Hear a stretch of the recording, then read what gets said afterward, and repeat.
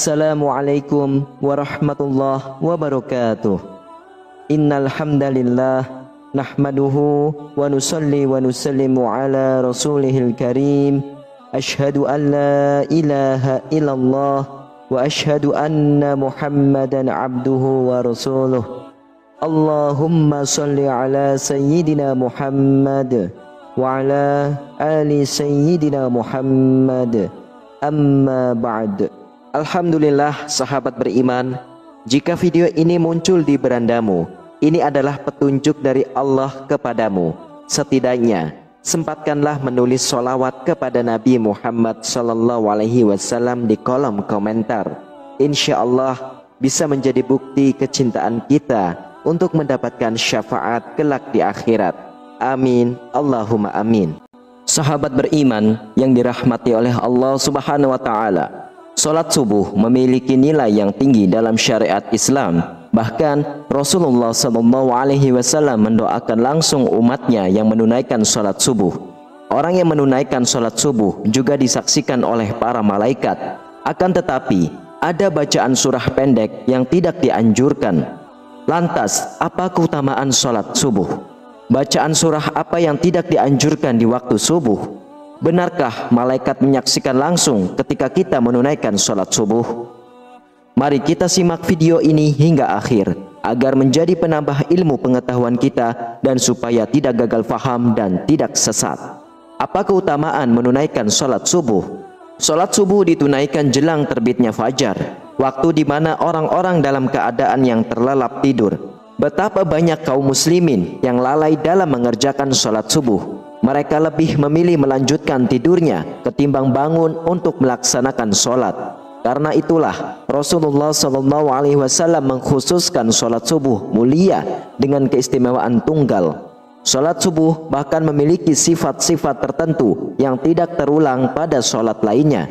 Saking istimewanya, orang yang mengerjakan sholat subuh didoakan oleh Rasulullah SAW.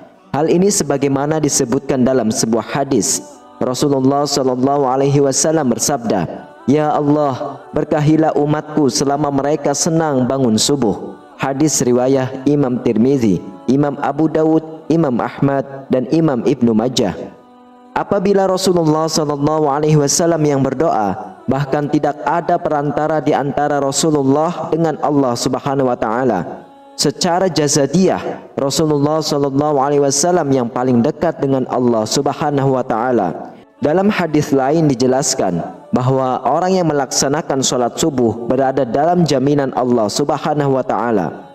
Rasulullah SAW bersabda, "Siapa yang menunaikan sholat subuh, maka ia berada dalam jaminan Allah. Bahkan jangan kau mencari jaminan Allah dengan sesuatu selain dari sholat, yang pada saat kau mendapatkannya justru kamu tergelincir ke dalam api neraka." Hadis riwayah Imam Muslim.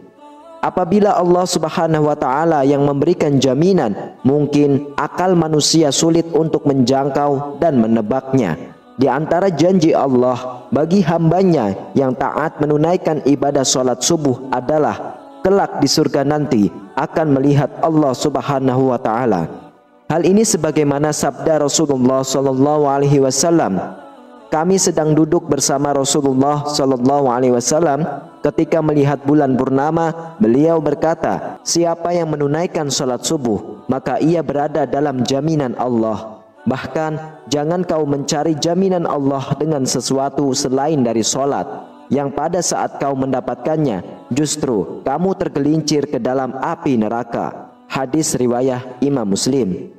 Apabila Allah Subhanahu wa Ta'ala yang memberikan jaminan, mungkin akal manusia sulit untuk menjangkau dan menebaknya.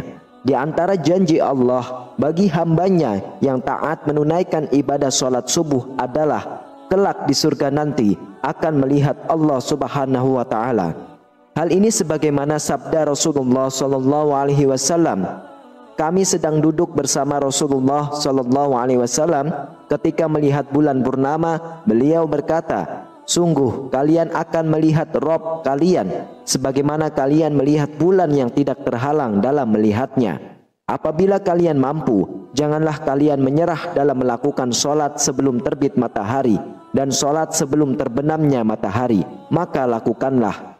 Hadis riwayah Imam Bukhari dan Imam Muslim. Di dalam Al-Quran juga telah dijelaskan bahwa sholat subuh merupakan waktu yang paling baik untuk mendapatkan rahmat dan ridho dari Allah Subhanahu wa Ta'ala.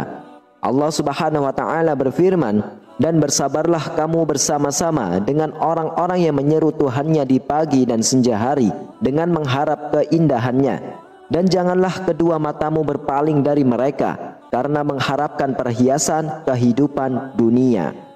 Dan janganlah kamu mengikuti orang yang hatinya telah kami lalaikan dari mengingat kami, serta menuruti hawa nafsunya, dan adalah keadaan itu melewati batas. Quran Surah Al-Kahfi ayat 28. Lantas, surah apa sajakah yang tidak dianjurkan dibaca ketika sholat subuh?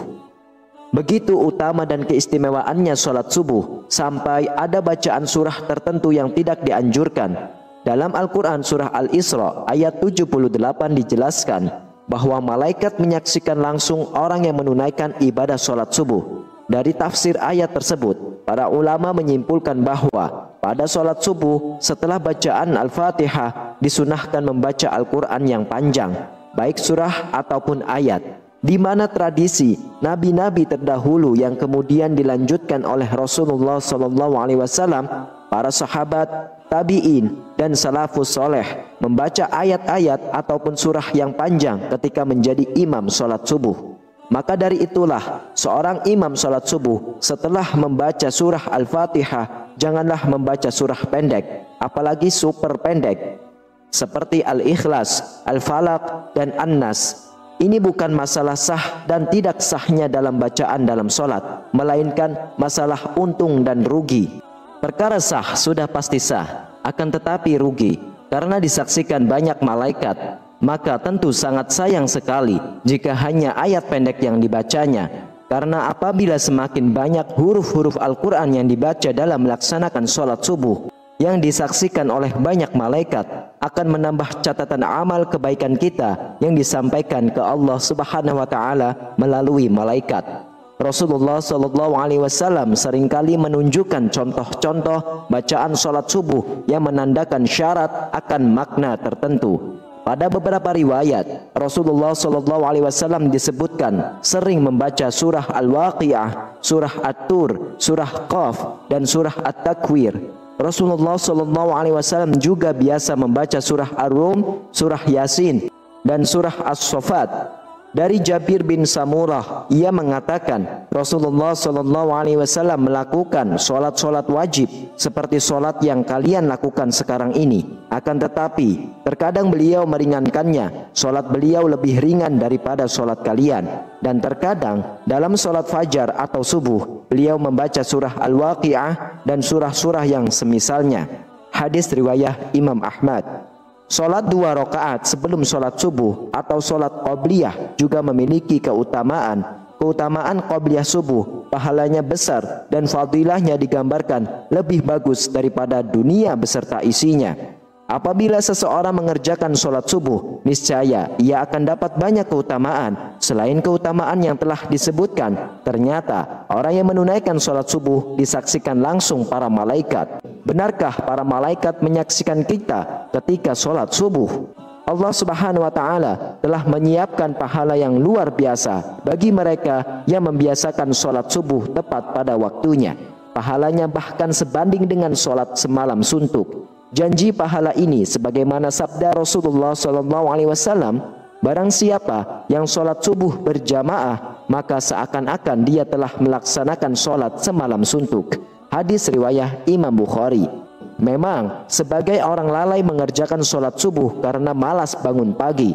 Padahal secara ilmiah bangun pagi dan menekan ibadah sholat lebih baik daripada tertidur pulas dan malas-malasan. Di dalam ilmu sains menjelaskan pembuluh darah manusia akan mengembang pada tengah malam terakhir sampai menjelang siang. Kemudian secara berangsur-angsur sekumpulan sel darah akan menggumpal pada dinding pembuluh sehingga terjadi penyempitan. Inilah yang mengakibatkan tekanan darah tinggi. Dari segi medis pun mendukung aktivitas pagi untuk kesehatan tubuh. Salat subuh yang memicu orang bangun pagi juga akan menjadi penerang pada hari kiamat, hari di mana orang-orang akan ketakutan. Rasulullah SAW bersabda, "Berilah kabar gembira bagi orang-orang yang berjalan di kegelapan menuju masjid untuk mengerjakan sholat subuh dengan cahaya yang terang benderang, pertolongan pada hari kiamat." Hadis riwayat Imam Abu Daud, Imam Tirmizi, dan Imam Ibnu Majah. Sholat subuh yang dilaksanakan pada pergantian malam dan siang dimulai menjadi hal yang disukai para malaikat, karena pada saat itulah mereka malam dan siang sedang bertugas. Maka dari itulah mereka melaksanakan sholat subuh pada awal waktu, sebab disaksikan oleh para malaikat, baik itu malaikat yang bertugas pada malam hari maupun siang hari. Allah Subhanahu wa Ta'ala berfirman, "Dan dirikanlah sholat subuh, sesungguhnya sholat subuh itu disaksikan oleh para malaikat."